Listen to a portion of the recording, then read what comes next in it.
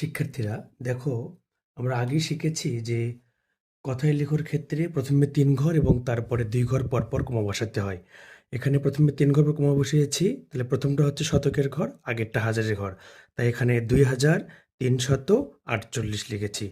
২৩৪৮। পরেরটা প্রথমে ৩ ঘর, তারপরে ২ ঘর পর কমা বসাতে হয়। ২ ঘর পর কমা বসাবো না, আমরা ৩ ঘর পর কমা বসিয়েছি। তাহলে প্রথমটা শতকের ঘর, আগেরটা হাজারের ঘর। তাহলে কত হাজার? ১২,৪২০।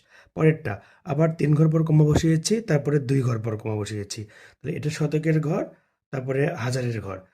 আর এটা লক্ষর ঘর। তাহলে ১,০০,০০০, এই যে ১,৫৩,০০০, ৫৩,৮২৪, ৮২৪। পরেরটাও একইভাবে করব আমরা।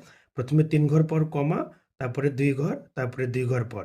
তাহলে এই শেষটা শতকের ঘর, হাজারের ঘর, লক্ষর ঘর এবং কোটির ঘর। তাহলে কত কোটি? ২ কোটি। এই যে ২ কোটি কত, কত লক্ষ? ৪৮ লক্ষ। এই যে ৪৮ লক্ষ কত হাজার? ৭৬,০০০।